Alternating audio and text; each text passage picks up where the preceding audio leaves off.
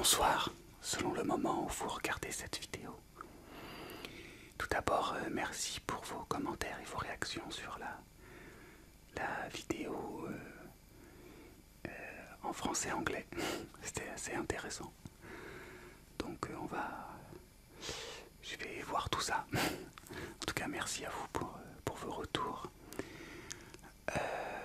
Voici donc une nouvelle vidéo. Alors cette fois-ci, c'est encore une première, mais vous inquiétez pas, je vais revenir aux jouets dans les prochaines vidéos, mais j'explore des nouvelles choses et puis j'en garde un petit peu pour pas tout vous donner tout de suite, histoire de faire durer le plaisir. Donc voici une nouvelle vidéo de présentation de sujets à partir de livres, de sujets de culture générale, d'art, de cinéma, pourquoi pas, on verra. Et pour cette première vidéo, j'ai décidé, comme j'inaugure ce sujet qui m'a été inspiré en fait, cette façon de faire par une artiste ASMR que j'aime beaucoup.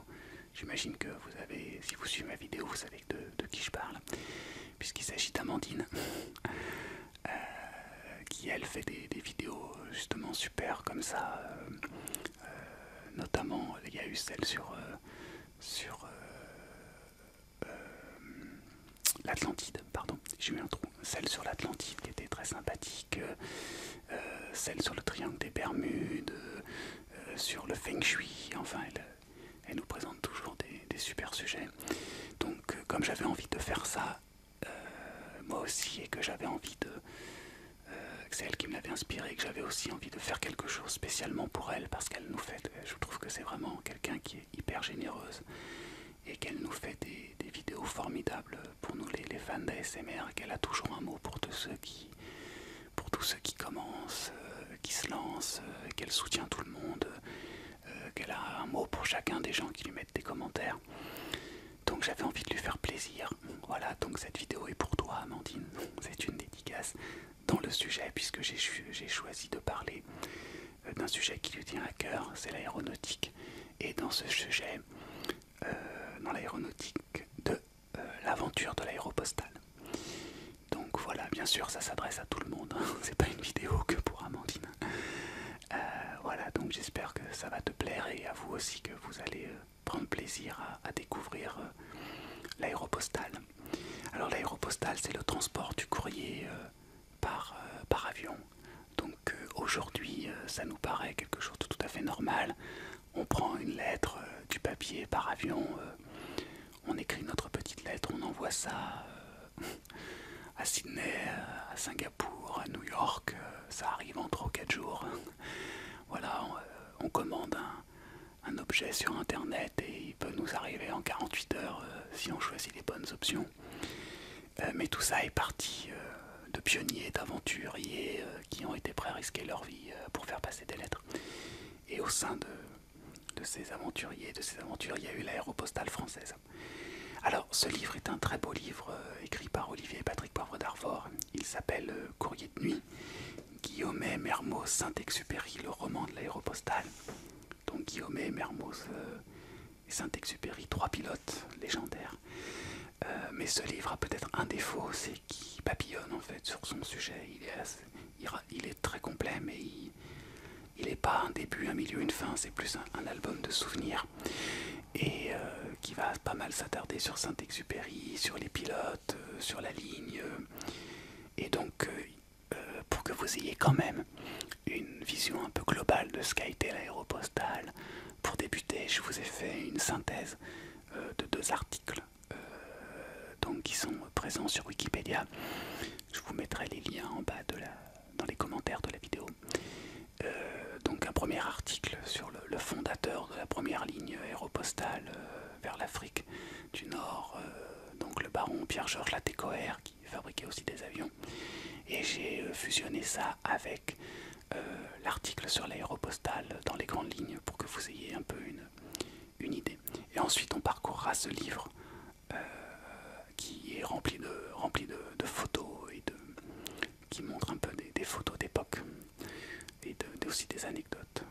Voilà, donc je vais commencer tout de suite par la synthèse de l'article.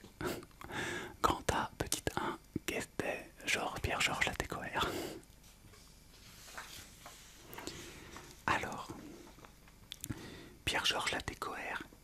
le signe de l'industrie, en 1883 à Bagnères de Bigorre. Fils de Jeanne-Marie Pujol et de Gabriel Latécoère. Ce dernier a fondé une scierie en 1864. Depuis, l'entreprise familiale ne cesse de prospérer. À la fin du XIXe siècle, elle emploie 150 ouvriers et vend sur catalogue des parquets, des boiseries, des charpentes et des décors de toutes sortes pour des écoles, des gares ou des casernes. Formé à l'école centrale de Paris, Pierre Georges reprend l'entreprise familiale qui fabrique désormais du matériel roulant pour la compagnie des chemins de fer du Midi. Pendant la Première Guerre mondiale, il est affecté à l'artillerie à cause de sa vue déficiente. Rendu à la vie civile, il investit à Toulouse dans 2 usines. L'une fabriquant des obus, ça c'est pas terrible, l'autre des cellules d'avion. À l'époque, il faut savoir que les avions étaient fabriqués principalement, même quasiment intégralement en bois. En 1918, Latécoère imagine une ligne aérienne reliant la France au Sénégal en passant par l'Espagne et le Maroc. Il fonde alors la Compagnie Générale d'Entreprises Aéronautiques, qui fabriquera des avions, qui crée puis exploite les lignes Toulouse-Casablanca, Casablanca-Dakar et plus tard Rio-Recife au Brésil. C'est chez Latécoère que les pilotes Mermoz, Saint-Exupéry et Guillaumet ont fait leurs premières armes.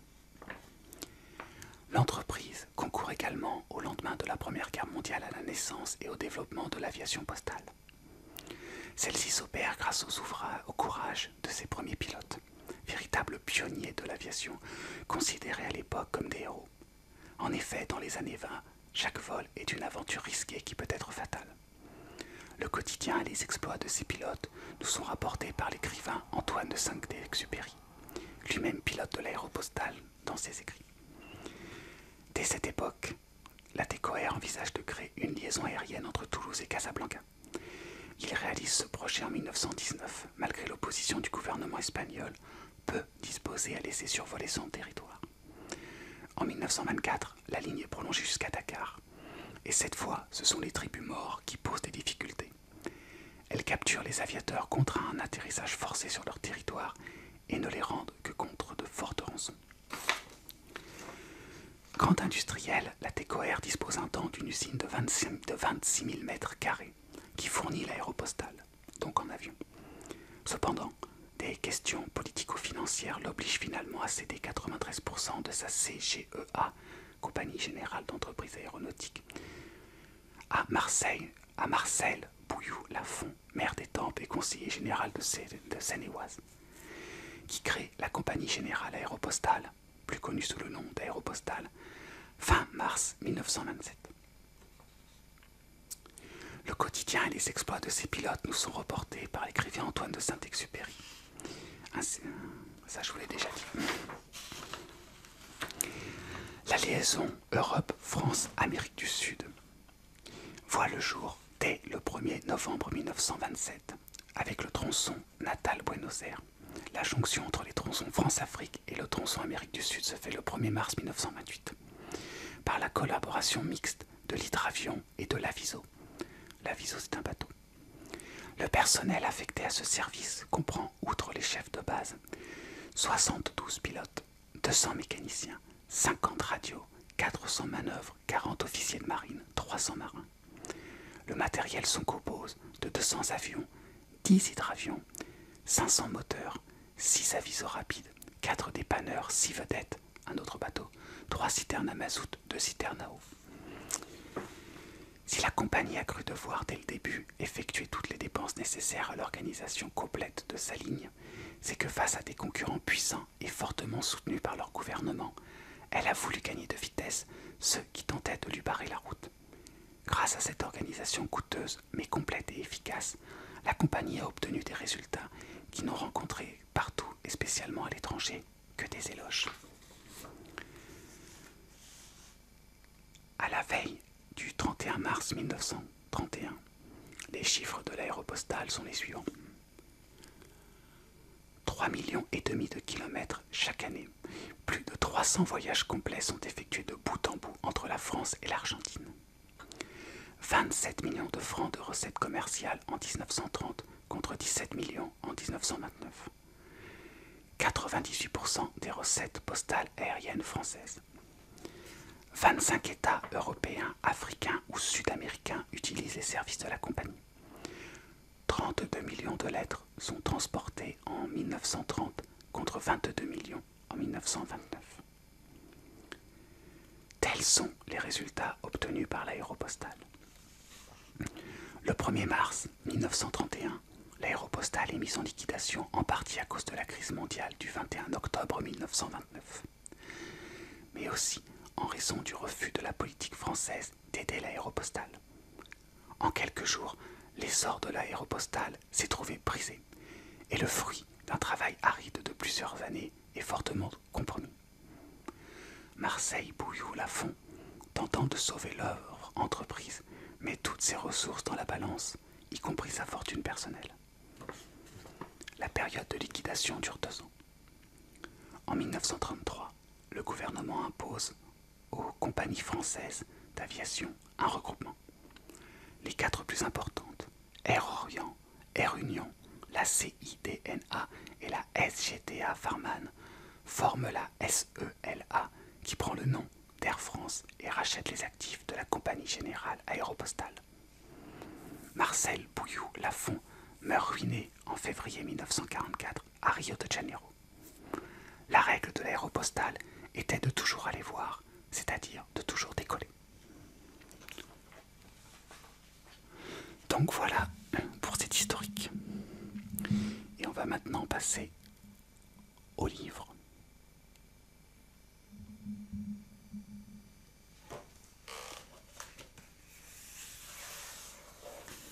Donc un papier très beau, très sympathique.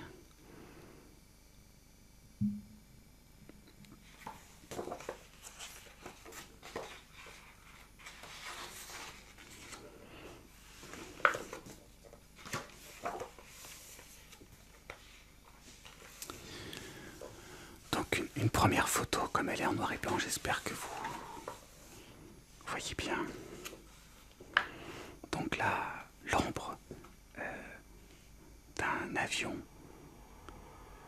photographié par son pilote entre Bahia et Recife.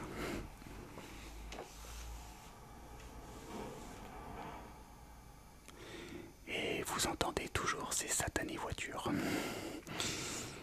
J'en parle beaucoup parce que ça m'agace.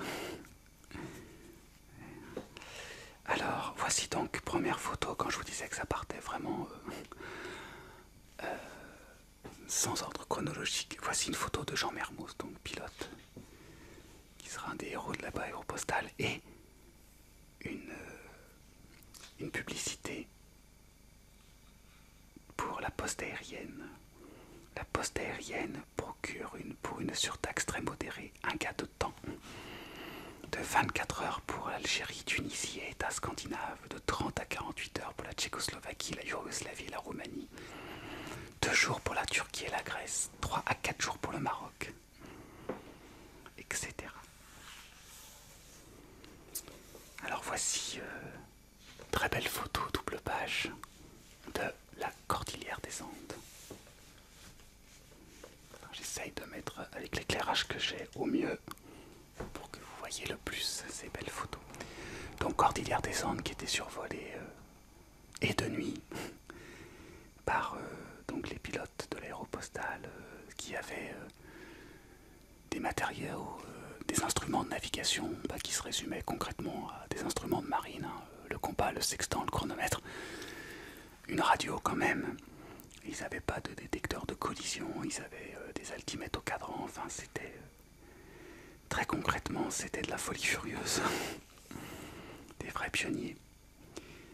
Et voici donc Antoine de Saint-Exupéry, donc qui est bien sûr l'auteur du Petit Prince, et Guillaumet.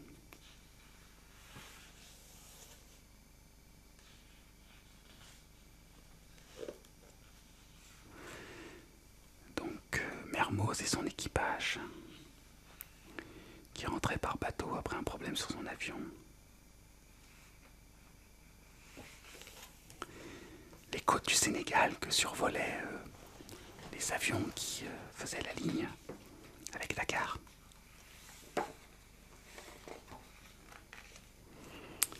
Alors, donc là, c'est un chapitre sur Antoine de Saint-Exupéry, qui est donné comme étant le dernier des survivants.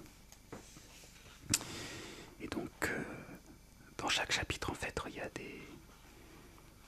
des citations. Donc, je vais vous lire celle-là parce qu'elle est assez intéressante de la mentalité de ces hommes et de ce qu'ils ont vécu.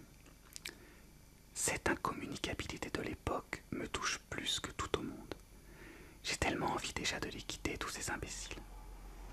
Qu'ai-je à faire ici, sur cette planète? On ne veut pas de moi, ça tombe bien, je ne voulais pas d'eux. Je leur rendrai avec plaisir mon tablier contemporain. Je ne parviens pas à en trouver un qui ait quelque chose à dire qui m'intéresse. Ils me haïssent. C'est surtout fatigant. Je voudrais bien me reposer, je voudrais être jardinier parmi les légumes.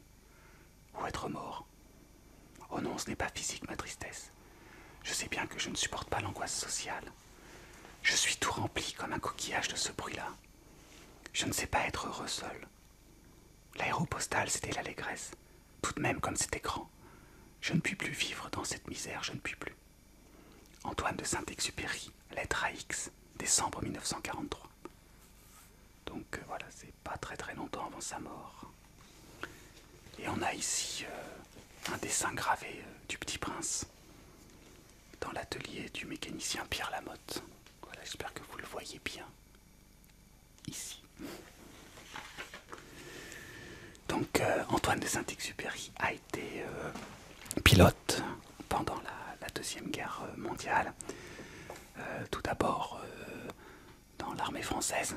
Il a vécu la débâcle. Il le raconte dans son roman Pilote de guerre. Et ensuite, il a rejoint les forces alliées pour être pilote au sein d'un escadron américain, le 23e Wing. Et c'est ainsi qu'il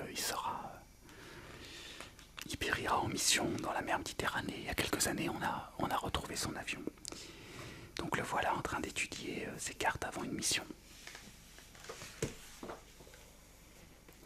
Antoine de Saint-Exupéry, c'était quelqu'un d'assez contemplatif, qui était quand même un officier. Sur cette photo, la légende nous explique, donc c'est une photo quand même assez connue, hein. Il est sur le sol allongé, il nous regarde comme si on l'avait surpris. Et effectivement, le photographe l'a surpris puisqu'il était en train, alors ça c'est quand même formidable pour un pilote qui a fait la guerre, qui avait un courage formidable, mais qui se prenait pas pour un héros visiblement.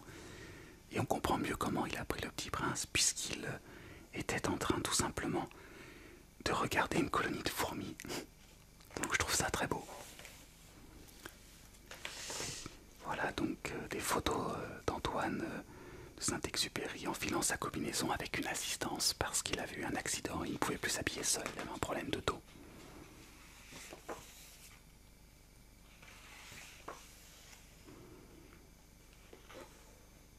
Donc voilà, Mermoz et Guillaumet qui sont ici. Saint-Exupéry avec sa femme Consuelo, avec qui il aura une relation tumultueuse, mais ils iront ensemble jusqu'au bout. Saint-Exupéry pendant son expérience de guerre, je vous avais dit, hein, c'est vraiment très large comme livre. Alors là, c'est Saint-Exupéry montant à bord de son avion. Donc c'était un Lightning, je n'ai plus le numéro, mais nous le redirons tout à l'heure. Donc il s'installe aux commandes de son avion avant d'aller faire une mission. Donc à cette époque, il fait des missions de reconnaissance. Et c'est assez émouvant parce que c'est le 31 juillet 1944, c'est quelque temps avant sa disparition. Donc ça s'est probablement passé comme ça, ces photos, le jour de sa disparition, aussi. Et il est stipulé qu'il a décollé à 8h45.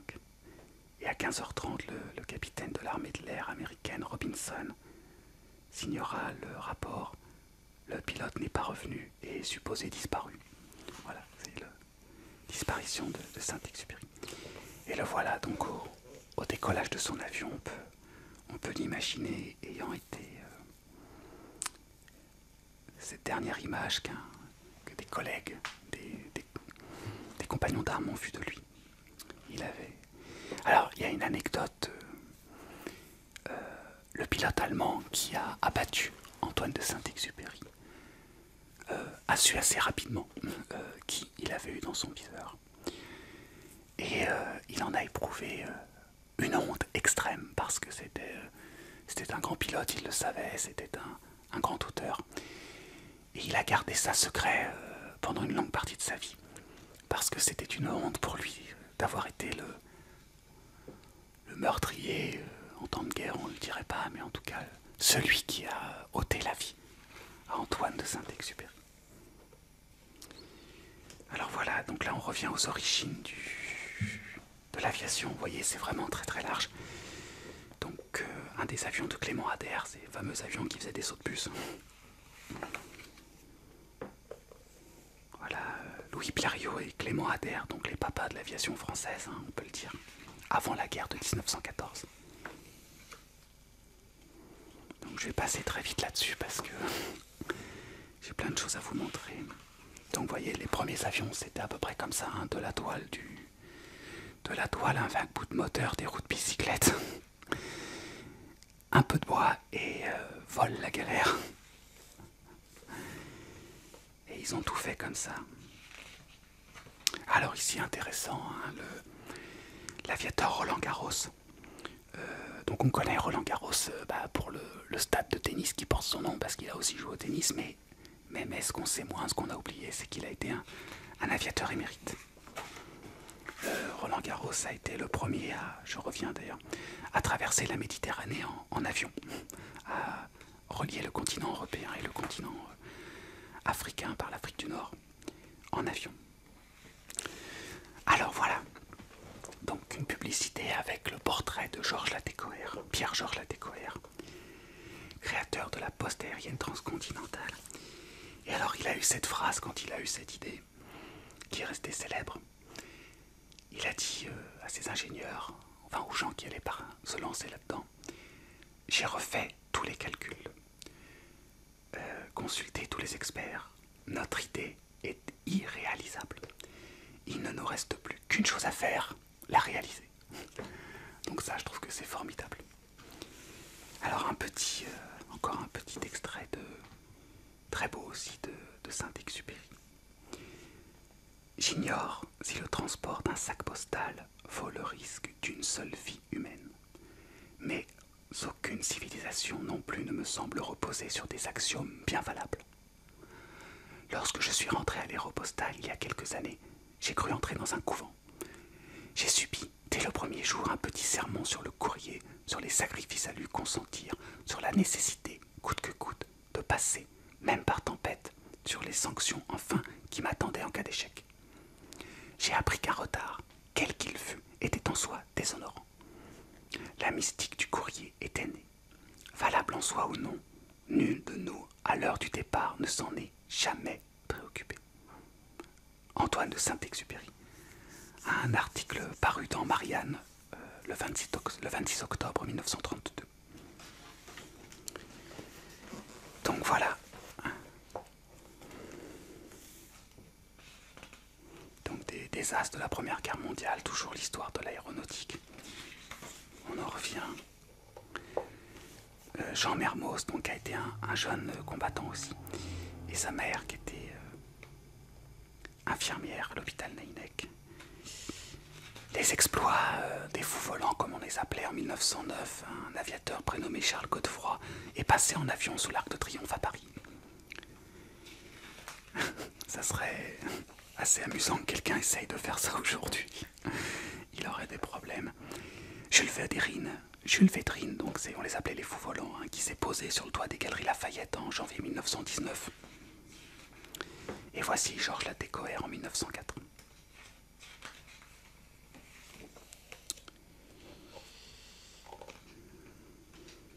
Alors ça, c'était des schémas de la ligne, hein, des graphiques de chronométrage, de durée. Et là, la ligne comme elle va être jusqu'au Brésil. Donc, passant de Saint-Louis du Sénégal à Natal, qui était le coin, la partie où les deux continents sont le plus proches.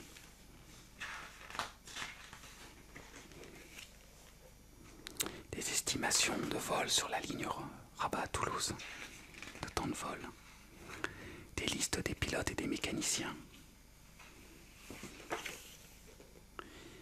Alors là, on a les ateliers Latécoère.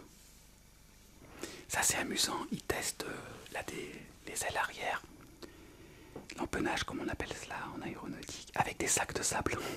J'espère que vous voyez bien. Et ici, ils en ont mis trop. Ils savent jusqu'à quel poids, quelle force, quelle contrainte peut résister cet empennage. Là, un hangar Latécoère, donc à Barcelone, pour les escales, les arrêts.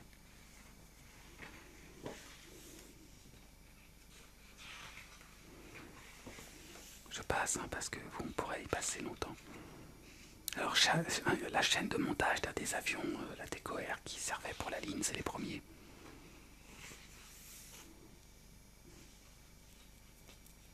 Voilà, donc tout ça c'était la fabrication, le transport d'une aile. On voit beaucoup de femmes à la tâche. Faut pas oublier qu'à cette époque, après-guerre, les femmes les munitionnettes comme on les a appelées, elles ont obtenu un petit peu d'indépendance et le droit de travailler puisqu'elles avaient remplacé les hommes partis se battre. Donc ça leur a permis l'émancipation, cette boucherie. Donc là, exposition du Grand Palais, dans les années 1920, exposition. Donc on voit un avion présenté avec des canapés. Et là on a toutes les marques qui faisaient des avions, Panhard Levasseur qui faisait aussi des voitures, Hispano Suiza qui faisait aussi des voitures.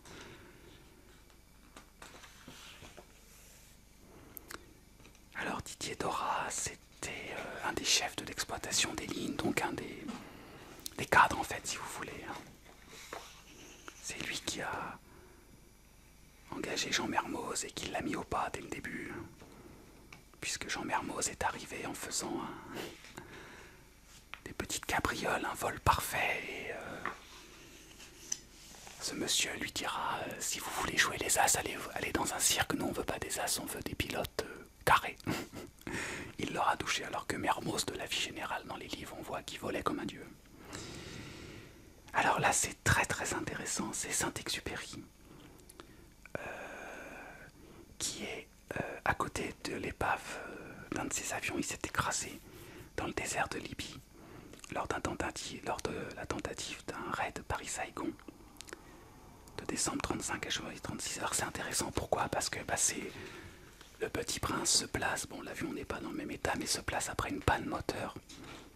Donc on pourrait presque imaginer voir ce petit bonhomme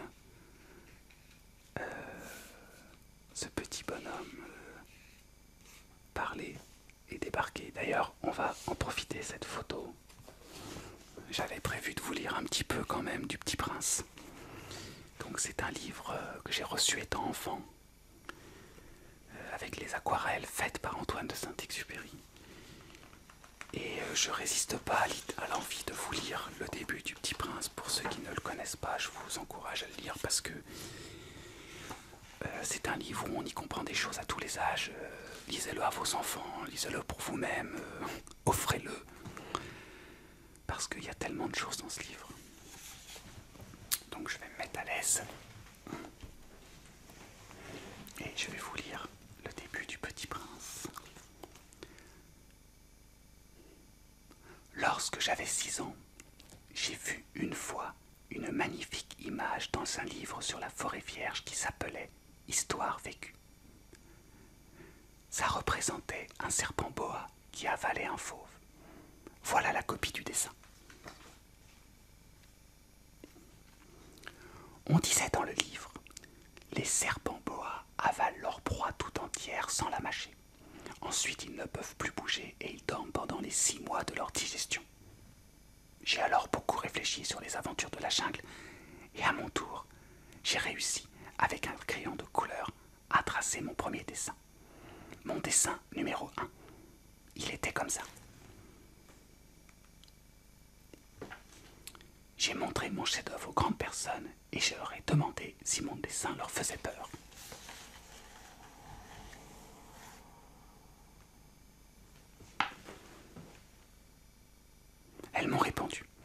Pourquoi un chapeau ferait-il peur? Mon dessin ne représentait pas un chapeau, il représentait un simple boa qui digérait un éléphant. J'ai alors dessiné l'intérieur du serpent boa, afin que les grandes personnes puissent comprendre.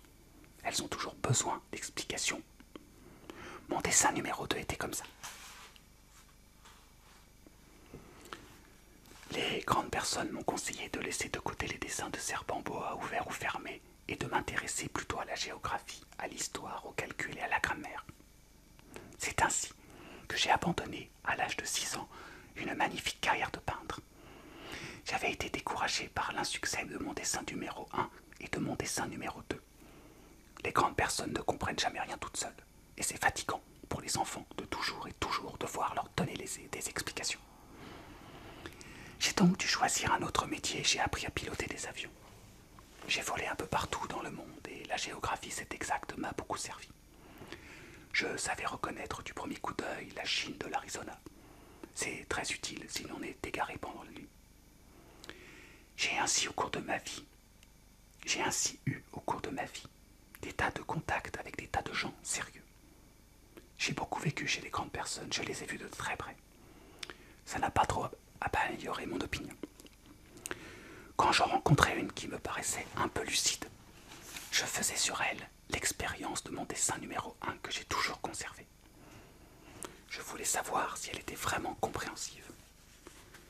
Mais toujours elle me répondait, c'est un chapeau. Alors je ne lui parlais ni de serpent boa, ni de forêt vierge, ni d'étoiles. Je me mettais à sa portée. Je lui parlais de bridge, de golf, de politique et de cravate, et la grande personne était bien contente de connaître un homme aussi raisonnable. J'ai ainsi vécu seul, sans personne avec qui parler véritablement, jusqu'à une panne dans le désert du Sahara il y a 6 ans. Quelque chose s'était cassé dans mon moteur, et comme je n'avais avec moi ni mécanicien ni mes passagers, je me préparais à essayer de réussir tout seul une réparation difficile. C'était pour moi une question de vie ou de mort, j'avais à peine de l'eau à boire pour 8 jours. Le premier soir, je me suis donc endormi sur le sable à 1000 milles de toute terre habitée. J'étais bien plus isolé qu'un naufragé sur un radeau au milieu de l'océan. Alors vous imaginez ma surprise au lever du jour, quand une drôle de petite voix m'a réveillé. Elle disait « S'il vous plaît, dessine-moi un mouton. » Hein? Dessine-moi un mouton. J'ai sauté sur mes pieds comme si j'avais été frappé par la foudre. J'ai bien frotté mes yeux, j'ai bien regardé, et j'ai vu un petit bonhomme tout à fait extraordinaire qui me considérait gravement. Voilà le meilleur portrait que plus tard j'ai réussi à faire de lui. Mais mon dessin, bien sûr, est beaucoup moins ravissant que le modèle. Ce n'est pas ma faute. J'avais été découragé dans ma carrière de peintre par les grandes personnes à l'âge de 6 ans, et je n'avais rien appris à dessiner sauf les boas fermés et les boas ouverts. Voici donc le portrait du Petit Prince. Je regardais donc cette apparition avec des yeux tout ronds d'étonnement. N'oubliez pas que je me trouvais à 1000 milles de toute région habitée. Or, mon petit bonhomme ne me semblait ni égaré, ni mort de fatigue, ni mort de faim, ni mort de soif, ni mort de peur.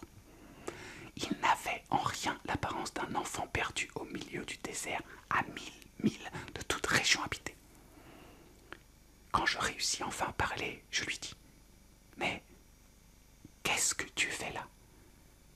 Et il me répéta alors, tout doucement, comme une chose très sérieuse « S'il vous plaît, dessine-moi un mouton. » Quand le mystère est trop impressionnant, on n'ose pas désobéir. Aussi absurde que cela me sembla, à 1000 milles de tous les endroits habités et en danger de mort, je sortis de ma poche une feuille de papier et un stylographe. Mais je me rappelais alors que j'avais surtout étudié la géographie, l'histoire, le calcul et la grammaire. Et je dis au petit bonhomme, avec un peu de mauvaise humeur, que je ne savais pas dessiner. Il me répondit, « Ça ne fait rien, dessine-moi un mouton. » Comme je n'avais jamais dessiné un mouton, je refis pour lui l'un des 2 seuls dessins dont j'étais capable, celui du boa fermé. Et je fus stupéfait d'entendre le petit bonhomme me répondre « Non, non, je ne veux pas un éléphant dans un boa. Un boa, c'est très dangereux, et un éléphant, c'est très encombrant. Chez moi, c'est tout petit. J'ai besoin d'un mouton. Dessine-moi un mouton. » Alors j'ai dessiné attentivement, puis... Non, celui-là est très malade, fais-en un autre. Je dessinais. Mon ami sourit gentiment avec un chance. Tu vois bien, ce n'est pas un mouton, c'est un bélier, il a des cornes. Je refis donc encore mon dessin, mais il fut refusé comme les précédents. Celui-là est trop vieux, je veux un mouton qui vive longtemps. Alors, faute de patience, comme j'avais hâte de commencer le démontage de mon moteur, je griffonnais ce dessin-ci. Et je lançais. Ça, c'est la caisse. Le mouton que tu veux est dedans. Mais je fus bien surpris de voir s'illuminer le visage de mon jeune juge. C'est tout à fait comme ça que je le voulais. Crois-tu qu'il vaille beaucoup d'herbe à ce mouton? Pourquoi? Parce que chez moi c'est tout petit. Ça suffira sûrement. Je t'ai donné un tout petit mouton. Il pencha la tête vers le dessin. Pas si petit que ça. Tiens, il s'est endormi. Et c'est ainsi que je fis la connaissance du petit prince. Donc voilà, j'ai pas résisté au plaisir de vous lire le début du Petit Prince que ma maman m'avait acheté. Et vraiment, achetez-le, lisez-le à vos enfants. C'est vraiment un bon portail pour la lecture et ça a vraiment une vision sur la nature humaine très pertinente, très touchante aussi. Enfin voilà. Et donc il l'a écrit dans un désert comme ça. Enfin, il l'a rencontré dans un désert, pardon, comme ça. Et on peut imaginer là que ce petit bonhomme est à côté de lui. Voilà, donc on va continuer. Le temps passe. Alors voilà, donc des photos. Ici, c'est à Damas en Syrie où il y avait des étapes. L'aérodrome de Damas. Des accidents d'avion. Tout ça était quand même assez dangereux, comme on le disait tout à l'heure. Les hommes, les ouvriers, les mécanos, sans qui, bien évidemment, ces pilotes n'auraient pas pu prendre l'air. Voilà toutes les petites mains. Donc c'est un chapitre Jean Mermoz, voilà, pour consacrer Jean Mermoz. Donc c'était vraiment l'athlète, hein. On est dans l'image du beau gosse des années 30.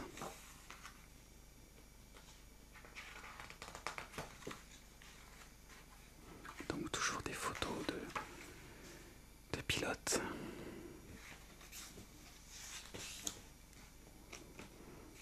Donc ici, Toulouse, Casablanca, photo d'époque. Voilà, photo de la ligne, des lignes. Et donc voilà, une affiche publicitaire sur la ligne, donc du côté africain. Donc Toulouse, ils partaient à Toulouse à 9h30 du matin. Ils arrivaient à 17h à Malaga. Ensuite ils redécollaient, ils faisaient des étapes nocturnes donc sur le Maghreb. Voilà ici. Port-Étienne à 6h30 le lendemain matin. Et Saint-Louis du Sénégal 24 heures plus tard. Et c'était un sans escale qu'ils ont fait. Ah, c'est pas la ligne, pardon, je me suis trompé. C'est une publicité pour un vol sans escale qu'ils ont fait entre les 10 et 11 octobre 1927 sur un avion, la Teco Air, avec un moteur Renault. Alors ça aussi, les sans escale, c'est intéressant parce que les pilotes devaient ravitailler en vol. Donc ils avaient des bidons et des pompes et ils ravitaillaient pendant que le moteur tournait. Donc publicité, parce que l'aéropostale transportait aussi des passagers. Bon, ils n'étaient pas très nombreux, on va le voir un peu plus tard. L'hiver, le printemps au Maroc par l'aéropostale. La maison des pilotes et des mécaniciens à Cap Juby, Sénégal. Le fameux hôtel café de la Poste à Saint-Louis du Sénégal. Donc là où tous les pilotes ont dormi. Il existe encore d'ailleurs. Donc c'est vraiment un endroit mythique. Encore une très belle affiche pour les lignes aériennes, la Teco Air. Et un avion survolant le port de Casablanca. La T-25 en 1929. destination exotique, on va dire.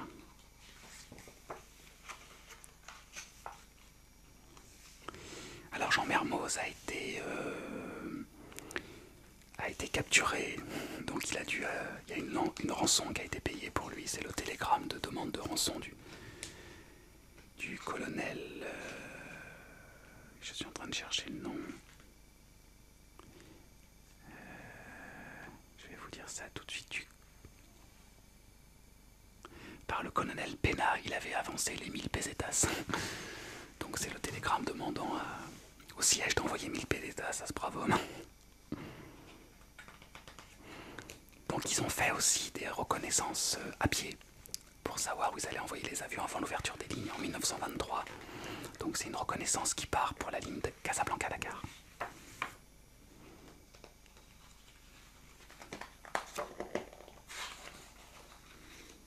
Voilà, donc toujours des très belles publicités. On va avancer un petit peu. Donc Saint-Exupéry, encore un chapitre sur lui, bien sûr, puisqu'il est quand même très présent dans ce livre. Donc ça, c'est ces années parisiennes. Alors voilà, donc, comment on transportait les passagers. Donc un LAT-17, une coupe latérale, j'espère que vous la voyez bien. Donc un pilote, 4 personnes l'un en face de l'autre. Voilà, c'était très rudimentaire. Il fallait vraiment aimer avoir le goût de l'aventure pour se risquer là-dedans.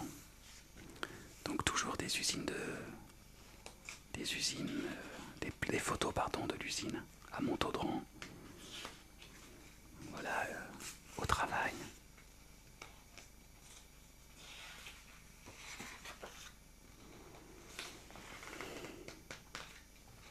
Donc Cap Juby dont on parlait tout à l'heure.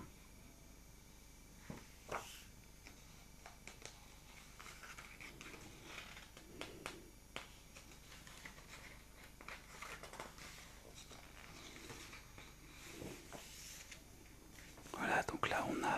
attendez, je vais vous dire qui est là exactement sur la double page. On a donc Saint-Exupéry, je n'étais pas sûr de l'avoir connu. Il a été chef d'escale à Cap Juby en fait. Donc pas que pilote.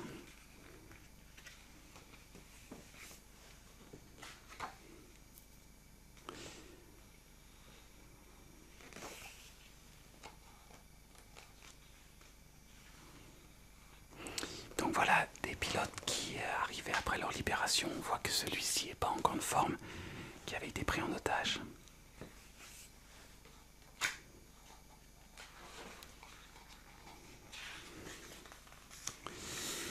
Et donc, l'aéropostale dont on parlait sur l'Amérique du Sud.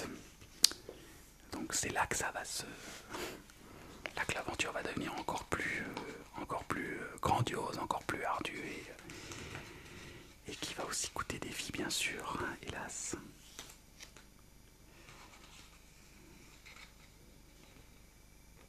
Donc là, on voit le pain de sucre à Rio et c'est intéressant parce qu'on voit le Christ de Corcovado en construction. Je ne sais pas si vous voyez bien les échafaudages. L'agence de l'aéropostale à Buenos Aires.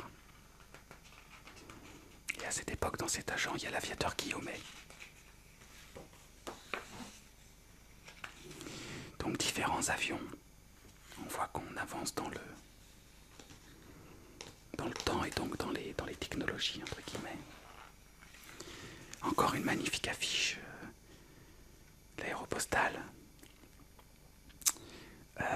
Moi j'adore ces affiches des années 30, années 20, années 30, les affiches de chemin de fer aussi pour les compagnies qui il y en a encore bien sûr des plus anciennes.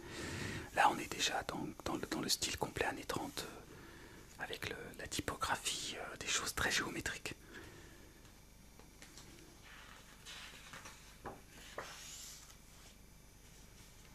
Des avions survolant la baie de Rio. Alors bien sûr en noir et blanc ça nous rend certainement beaucoup moins, mais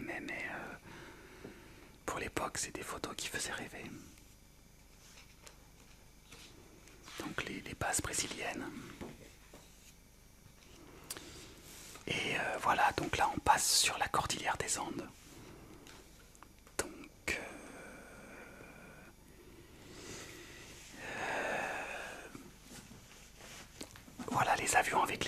survolait la cordillère des Andes. Alors dans la légende, ils mettent que ça relevait à chaque fois d'un pari fou. Et c'est vrai. L'aviateur Guillaumet franchira plus de 90 fois cette barrière jusqu'à un certain 13 juin 1930, jour de sa disparition. Donc les bases en Argentine, des esplanades sud-américaines superbes qui va être, je vais vous le dire, la Patagonie, voilà, au sud de l'Argentine. Alors la cordillère des Andes, Saint-Exupéry en parle dans son très beau livre Vol de nuit, que je vous invite à lire si vous aimez l'aéronautique, et c'est très bien écrit d'ailleurs, ça se lit très facilement. Voici les bateaux dont on parlait tout à l'heure, qui assistaient à l'aéropostale. Et voilà donc l'aéropostale avec les hydravions traversant l'Atlantique. Voilà, très très belle affiche encore. Et là, les évaluations des temps de liaison entre Toulouse et Buenos Aires, établies par un pilote. Donc je pense que c'est en vol. Alors là, ça a vraiment une très très belle allure. C'est les avions en 1930. Donc là, ils sont marqués aéropostales. Ils ont déjà des carénages un peu plus. C'est un avion qui a gagné des records. Mermoz qui va décoller. Attendez, j'ai vu. Pardon. Donc on va revenir un peu à la... Voilà, donc là c'est Guillaumet, l'aviateur dont on parlait tout à l'heure, qui a disparu au-dessus de la cordillère des Andes. Saint-Exupéry se faisant photographier au Luna Park de Buenos Aires sur un décor avec sa femme. Saint-Exupéry et Guillaumet à bord d'un des avions. Guillaumet toujours. Ce sont des noms vraiment de l'histoire de l'aéronautique française. Alors voilà les avions avec lesquels ils volaient. Donc vous voyez, il y a des appareils à cadran. Mais ça reste quand même... ça reste quand même assez rudimentaire par rapport à ce qu'on a nous. Et Guillaumet aux commandes de son avion. Donc à l'époque, vous voyez, il est en tenue de ville quasiment. Hein. Il n'a pas de tenue de pilote puisqu'il n'est pas dans l'armée. Et il n'a pas de radio, de casque sur les oreilles puisqu'il y a un opérateur radio qui est là pour communiquer avec les différentes bases de point en point.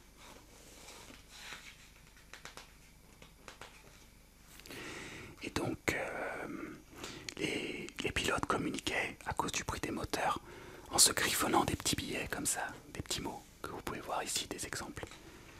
J'arrive pas à lire par contre l'écriture. Non.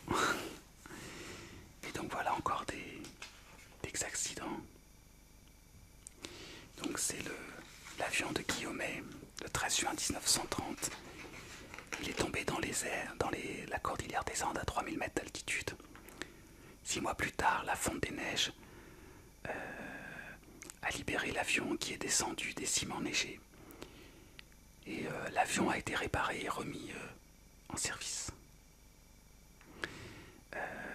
Et Guillaumet, il n'a pas disparu d'ailleurs. Il n'est pas mort dans la cordillère des Andes, je vous ai dit une bêtise, puisqu'il a retrouvé son ami après. Après des jours d'inquiétude et de recherche. Donc je crois qu'il était mort par rapport à ce qu'il disait tout à l'heure, mais non, pas du tout. Donc sur voilà la cordillère. Donc sur la cordillère, je vais vous lire 2 passages de Vol de nuit pour terminer, parce qu'on finit. Le début de Vol de nuit et le passage sur la perte d'un pilote. Les collines sous l'avion creusaient déjà leur sillage d'ombre dans l'or du soir. Les plaines devenaient lumineuses mais d'une inusable lumière. Dans ce pays, elles n'en finissent pas de rendre leur or, de même qu'après l'hiver, elles n'en finissent pas de rendre leur neige. et le pilote Fabien, qui ramenait de l'extrême sud vers Buenos Aires le courrier de Patagonie, reconnaissait l'approche du soir au même signe que les eaux d'un port, à ce calme, à ces rides légères qu'à peine dessinaient de tranquilles nuages. Il entrait dans une rade immense et bienheureuse. Il eût pu croire aussi, dans ce calme, faire une lente promenade, presque comme un berger. Les bergers de Patagonie font sans se presser d'un troupeau à l'autre. Il allait d'une ville à l'autre. Il était le berger des petites villes.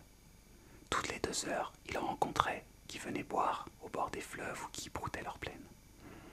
Quelquefois, après 100 kilomètres de steppe plus inhabitée que la mer, il croisait une ferme perdue et qui semblait emporter en arrière dans une houle de prairie sa charge de vie humaine. Alors il saluait des ailes ce navire. San Julien étant vu, nous atterrirons dans 10 minutes. Le radionavigant passait la nouvelle à tous les postes de la ligne. Sur 2500 km du détroit de Magellan à Buenos Aires, des escales semblables s'échelonnaient.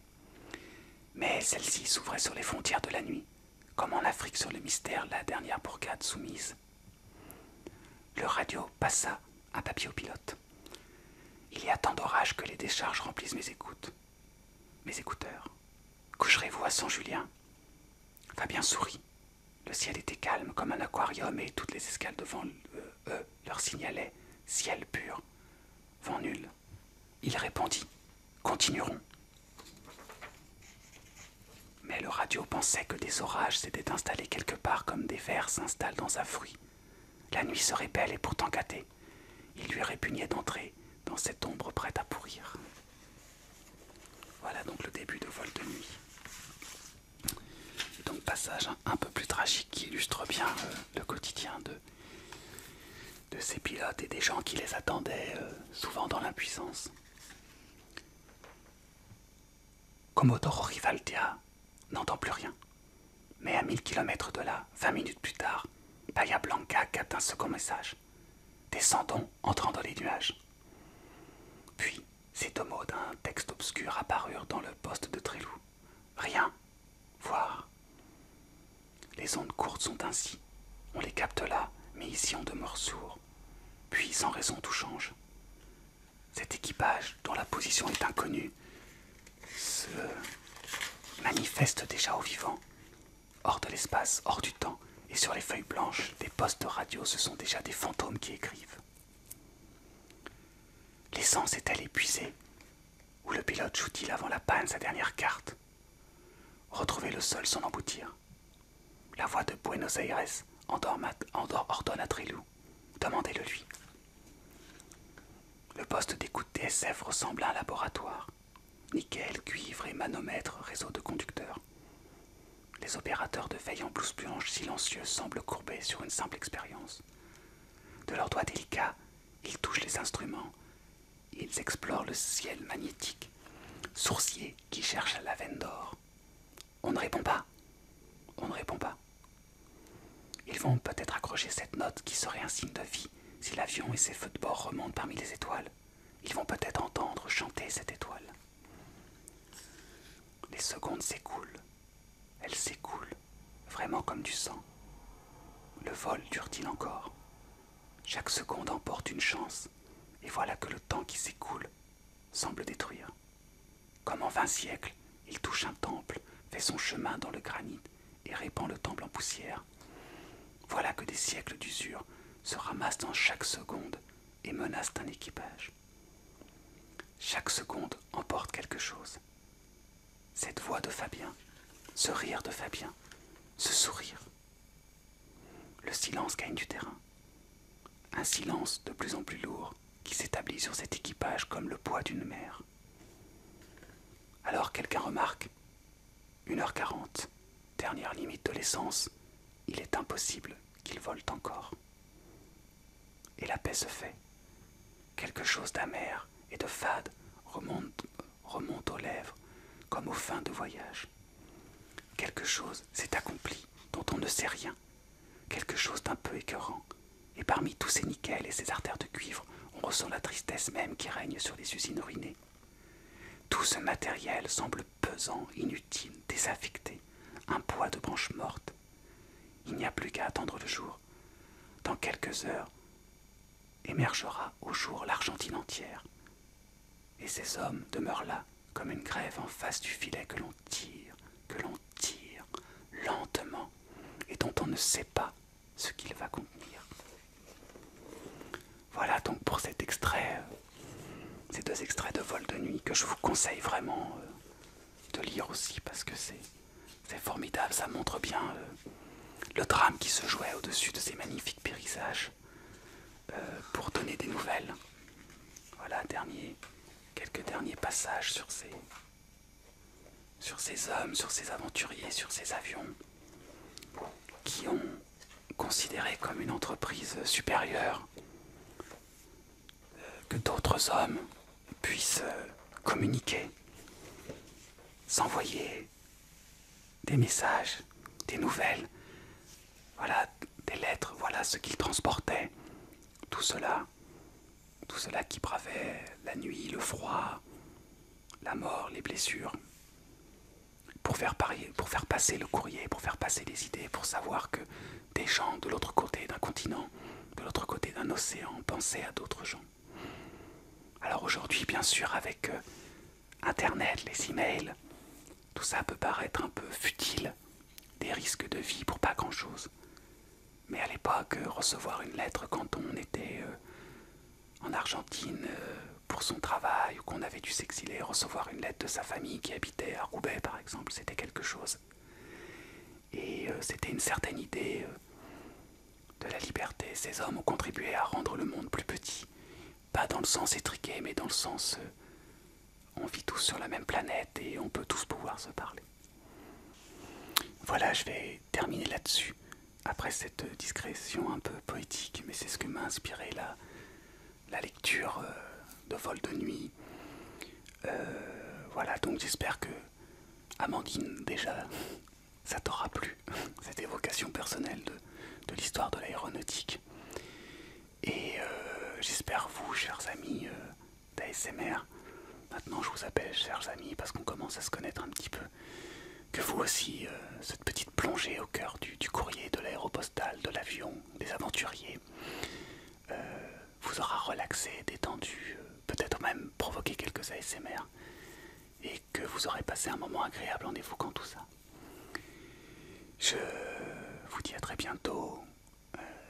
J'espère que donc cette vidéo vous a relaxé afin que vous puissiez affronter les petits tracas que la vie nous envoie en étant plus fort,